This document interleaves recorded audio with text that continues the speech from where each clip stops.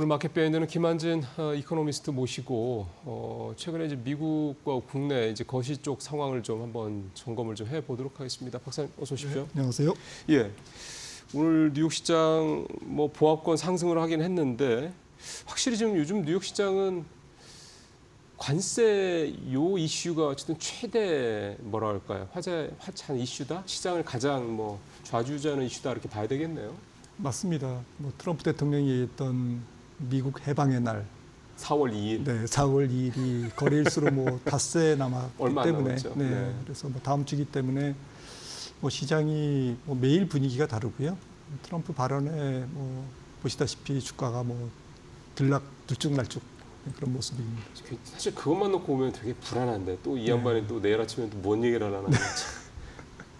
그 지금 일단 시장은 그런데 그러니까 지금 시장은 관세 리스크가 더 이제 크다라고 보는 거고 그래서 그런지 지금 소비 심리와 관련된 소비자 신뢰 지수나 소비자 심리 지수 이런 것들 미시간의 소비자 심리 지수가 얼마 전에 나온 거는 2년 4개월 만에 최저치 3월치가 그다음에 네. 오늘 나온 컨퍼런스 보드 소비자 신뢰 지수는 2021년 이후 4년 만에 최저 뭐 이렇습니다. 네, 지금 특히 말씀 주셨듯이 소프트 데이터, 약간 예. 심리 데이터들이 안 좋고요. PMI, 뭐 소비자 신뢰 지수 굉장히 안 좋습니다. 그냥 안 좋은 게 아니라 급락을 하고 있거든요. 그렇죠. 거기에다가 이제 PMI나 뭐 여러 가지 컨퍼런스 보드에 조금 여러 가지 지표들에 포함되어 있는 물가 지표는 또 올라가고 있습니다. 그래서 약간 스태그플레이션적인 그쵸. 그러한 상황이 계속되고 있는데 어제 컨퍼런스 보드의 소비자 신뢰 지수만 해도 2021년 1월 이후에 최저니까요. 4년의 최저인데 그때 미국 소비자 물가가 9%였거든요. 9% CPI에서 찍힌 소비자 신뢰 기대 지수와 거의 비슷하다. 그것보다도 낫다라는 것이 시장에 굉장히 쇼크였고요. 네. 이렇듯이 그 설문지를 돌려서 지금 응답을 받는 그런 소프트 데이터들은 관세에 적지 않게 지금 영향을 받고 있다. 뭐 기업들도 마찬가지고요.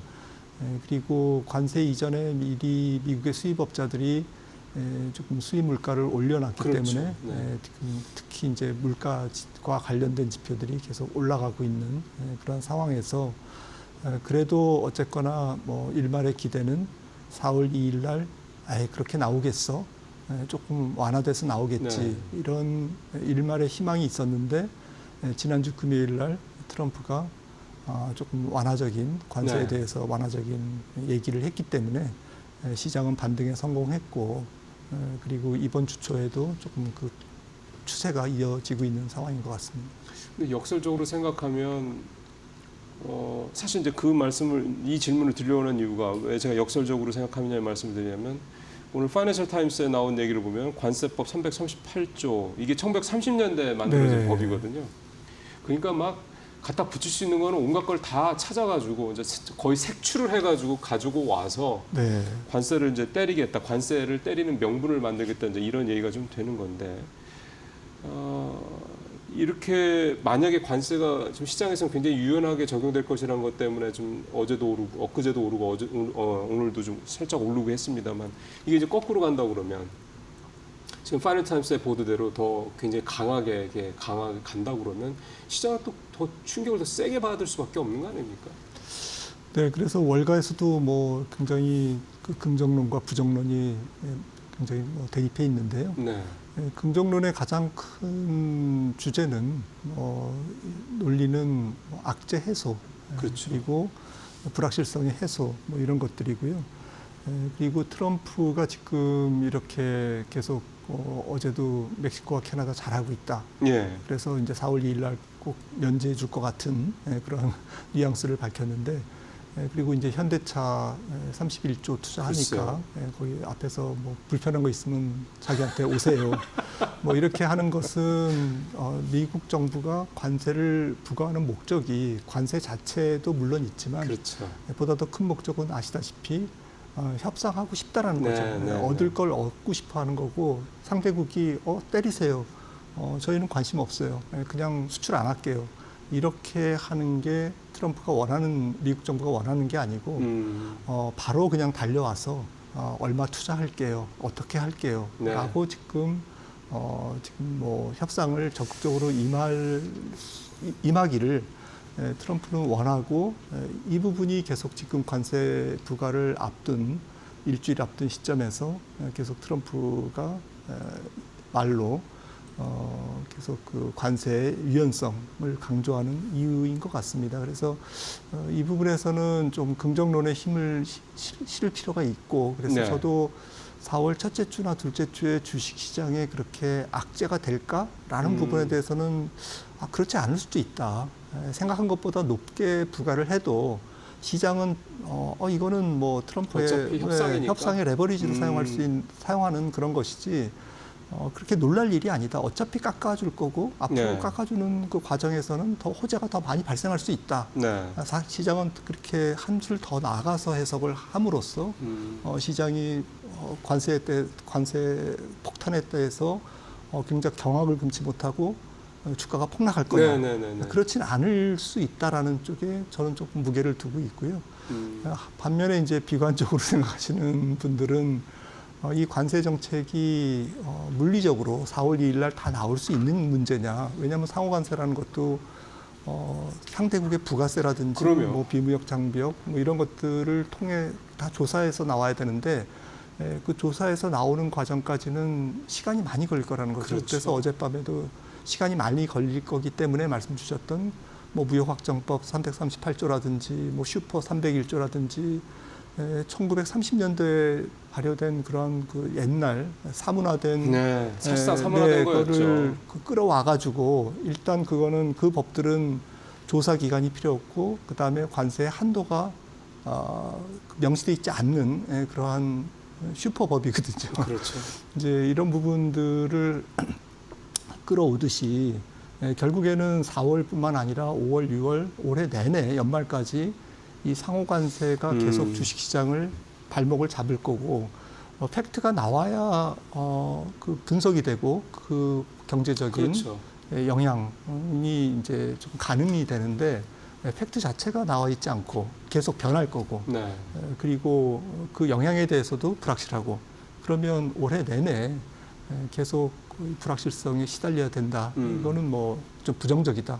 이렇게 보는 의견, 긍정론과 부정론 이게 지금 팽배하게 맞서고 있어서 주식시장도 그 사이에서 왔다 갔다 하면서 조금 등락을 보일 것 같습니다. 결국 이제 이 관세 이 문제가 4월 2일 날에 이제 뭐 트럼프가 얘기하는 것처럼 해방의 날이 되지 않을 가능성이 높다라는 게 이제 소위 말하는 이제 비관론의 핵심적인데 사실 그렇게 되면 시장이 내내 뭐 이 불확실성이 해소가 안 되면 계속 장이 좋을 수가 없지 않습니까? 기본적으로. 네, 실제로 또 그 협상 과정이 시간이 많이 걸리기 때문에 그 과정에서 미국도 경제적인 어려움이 좀 드러날 거고요. 그렇겠죠. 인플레이션이든 당연히 경기 올라가겠죠. 침체든 또 상대국은 물론 교역 축소든 뭐 수출 둔화든 뭐 그런 경제적인 어려움이 나타날 거고요. 이제 그런 과정에서 결국엔 이 부분들은 또 전체적으로 기업 실적의 둔화 쪽으로 찍힐 수밖에 없다라는 것이 조금 팩트인 것 같습니다. 예.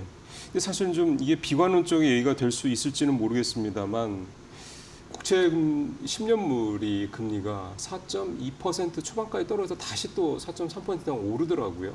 물론 이제 그 전에 4.7, 8%까지 갔던 거에서 떨어진 거 생각하면 트럼프는 취임 이후에 뭐 물론 그때보다는 떨어진 건 사실인데 더 떨어지지 않고 계속 그 이상으로 좀 뭐 급등은 아니지만 다시 스물스물 오른다고 그래야 될까 이런 거 보면 이게 어쨌든 인플레에 대한 부담들이 결국은 그러니까 관세 리스크죠. 이게 결국은 국채에도 좀 국채 금리에도 녹여 있는 게 아니냐 생각 들고 미국에서는 뭐 채권 자경단이 트럼프 하는 거를 마음에 안 들어서 뭐 그래 그렇게 해봐 나는 그냥 계속 해버릴 거야 던져버릴 거야 이렇게 해서 또 금리를 올리겠다라는 뭐 그런 얘기들도 좀 자꾸 나오는 것 같아서 뭐 그 얘기는 사실 조금 뭐 이렇게 쉬운 얘기는 아니긴 한데 전체적으로 국채 금리가 그렇게 트럼프 대통령이 원하는 수준 뭐 3% 후반 뭐 한 4% 초반 이렇게는 안 떨어지는 것 같습니다.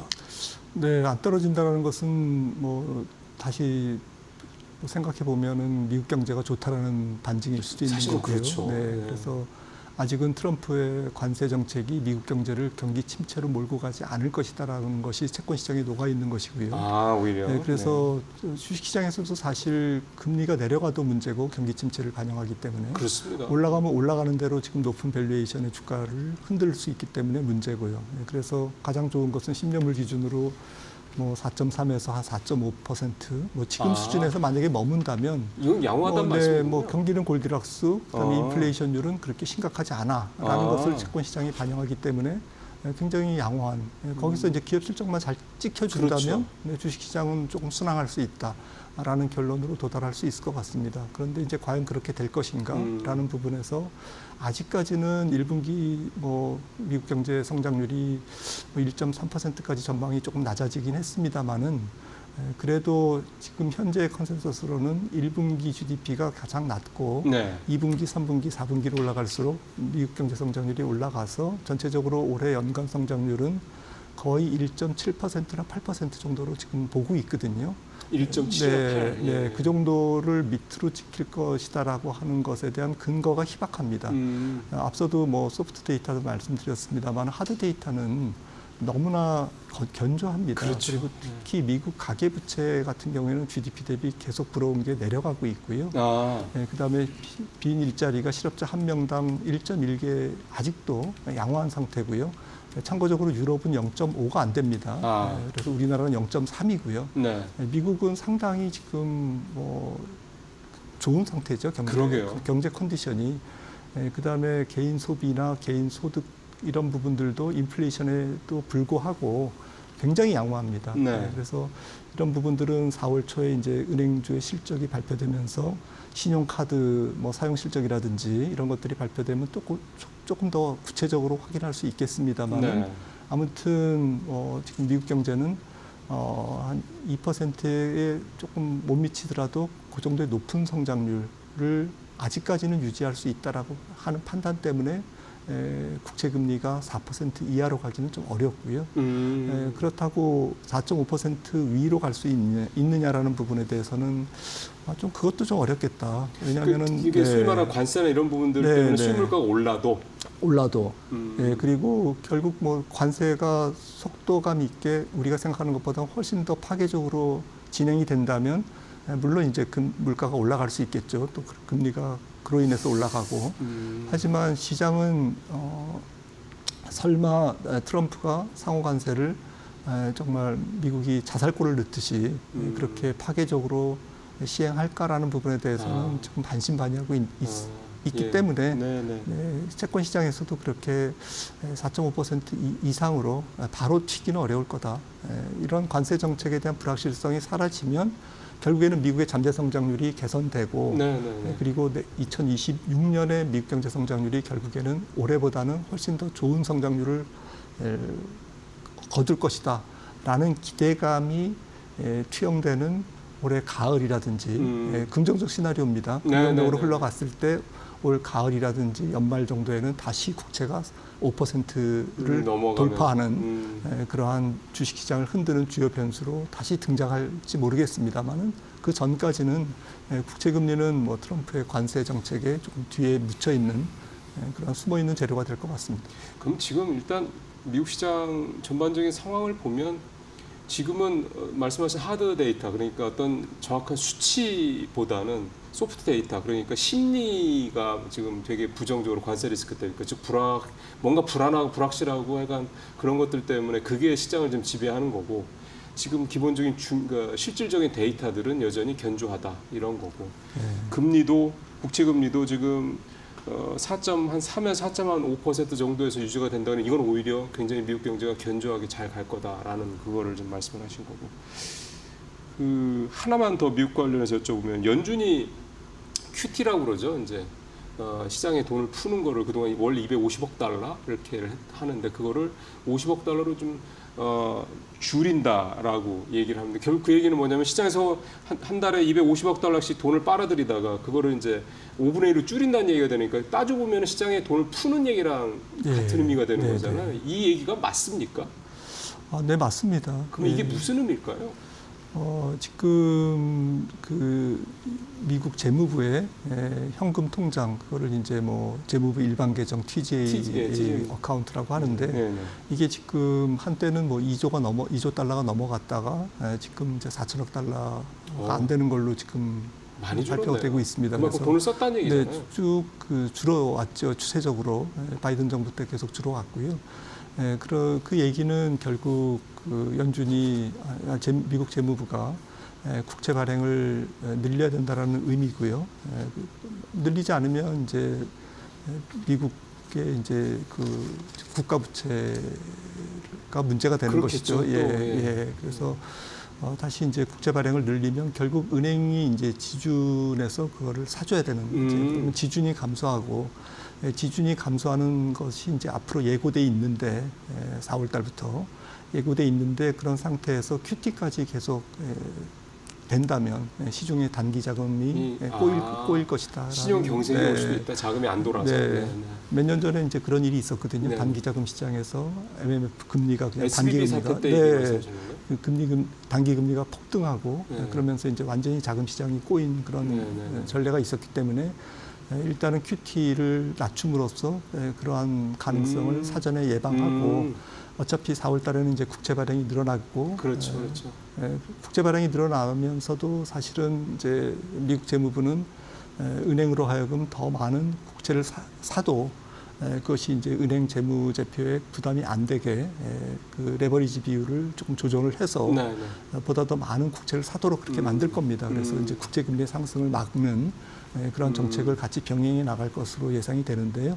아무튼 이제 QT를 지금 낮춰야 그 다음 달 4월, 5월에 단기 자금 시장에 조금 경색을 미연에 방지하는 그러한 조치로서의 QT 축소라고 봐야 될 것 같습니다. 그럼 이거는 연준으로서의 중앙은행으로서의 역할을 유동성 공급자로서의 역할을 그냥 잘 하는 거네요. 시장 혹시 좀 돈이 좀 뭐 꼬일 수도 있으니까 장기적으로 중단할 수도 있을 것 같습니다. 다음 달부터는 아예 50억 달러도 아니고 월스트리트저널 보도도 한 번 있었습니다만 중단할 수도 있을 것 같습니다. 네, 그러게요. 참 연준의 움직임을 보면 참 어쨌든 스무스하게 이렇게 움직이는 것 같습니다. 자, 우리 시장 얘기는 환율 얘기를 안 할 수가 없어요. 사실 오늘 박사님 오신다고 그래서 이제 도대체 환율 이게 어떻게 되려나 걱정을. 근데 오늘 아까 이제 새벽에 나온 내용을 보니까 1,463원대로 한 7원 가까이 떨어지긴 했더라고요. 1,470원 넘어갔다가. 근데 여전히 너무너무 높은 수치인데 이게 역시 안 떨어지는 거는 정치적 불확실성 이렇게 봐야 되는 겁니까? 네, 정치적 불확실성도 뭐 환율 시장에 녹아 있겠죠. 하지만 그보다는 지금 글로벌 달러 환율에 지금 왔다 갔다 하는 그런 단기 변동이 조금 더 큰 것 같고요. 물론 이제 정치적 불확실성이 해소되면 이제 조금 국내 요인 쪽에서는 조금 부담이 덜해질 것 같습니다. 환율 시장에. 그런데 지금 관세 부과를 4월 2일을 앞두고 지금 글로벌 달러가 조금 들쭉날쭉하고 있습니다. 조금 좁은 폭이긴 합니다만은. 그래서 좀 미국 경제가 환율 관세 정책으로 그렇게 타격을 받지 않는다라는 논리가 조금 지배하는 날에는 달러가 조금 약해지고 강해지고 그리고 관세 정책이 조금 부담스러울 때는 또 약해지고 그래서 이제 왔다 갔다 하고 있는데요. 최근에 또 유럽이나 이런 쪽으로 조금 자금이 조금 이동하는 이제 그런 단기적인 자금 이동도 조금 최근에 달러의 단기 약세에는 영향을 준 것 같은데 조금 유럽 증시도 많이 올라 있고 그런 측면에서 조금 추가적인 자본 흐름이 조금 제한돼 있다라는 부분. 그다음에 다음 주에 이제 미국 해방의 날 관세 정책이 발표되면서 추가적으로 조금 환율 시장이 달러 강세, 나머지 통화의 약세가 한번 남아 있을 것이다라는 그러한 예측 이런 부분에서 조금 폭풍 전야 같은 그런 분위기인 것 같고요. 만약에 4월 2일 날 그렇게 뭐 좀 놀라운 그런 관세 정책이 나오지 않더라도 계속 4월, 5월 지나가면서 트럼프의 관세 정책은 뭐 환율 시장을 들었다 놨다 할 거기 때문에 환율 시장에 임하는 모든 사람들이 이제 포지션을 한쪽으로 몰고 가기에는 조금 어려울 것 같습니다. 그런 측면에서는 당분간 박스권에서 움직이다가 관세 정책을 눈치를 보고 거기 관세 정책의 강도에 따라서 조금 움직일 것 같은데 아무래도 지금 관세 정책으로 인한 달러의 강세가 이미 다 끝난 거냐 완료된 거냐라는 부분에 대해서는 좀 그렇지 않다. 추가적인 위안화의 약세 원화의 약세는 조금 더 소폭은 남아 있을 거다라는 부분은 인정을 해야 될 것 같습니다. 그러면 이제 이게 소위 말하는 이제 뭐 대통령 탄핵 뭐 선거 자체가 지연되는 것들에 대한 정치적 불확실성 얘기로만 이 최근의 환율 시장 상황을 볼 수는 좀 네, 없는 네. 거네요. 그젠가 시티증권의 이제 애널리스트는 이게 뭐 일테면 인용이 돼서 대통령이 탄핵이 되더라도 환율이 그렇게 많이 안 떨어질 것 같다 또 이런 네. 얘기를 하는 게 결국은 네, 그렇습니다. 정치적 불확실성에 대한 환율 영향 부분이 좀 비중이 줄어든 거고 펀더멘탈한 부분에 비중이 더 커졌다 이렇게 봐야 되는 거군요. 네, 만약에 이제 국내 정국까지 더 안 좋으면 네. 그러면 이제 더 환율이 위로 좀 튈 가능성이 있지만 있죠. 이제 이런 부분들은 조금 잠잠해지지 않을까 기대를 해봅니다. 어쨌든 환율은 당분간은 1,450원대 이하로 다시 한번 조금 더 내려갈 가능성은 네. 조금 제한적이다. 네, 네. 예, 알겠습니다. 네, 지금까지 김한재 박사님과 함께 국내외 주요 지표들 가지고 거시경제 흐름들을 살펴봤습니다. 말씀 잘 듣습니다, 박사님.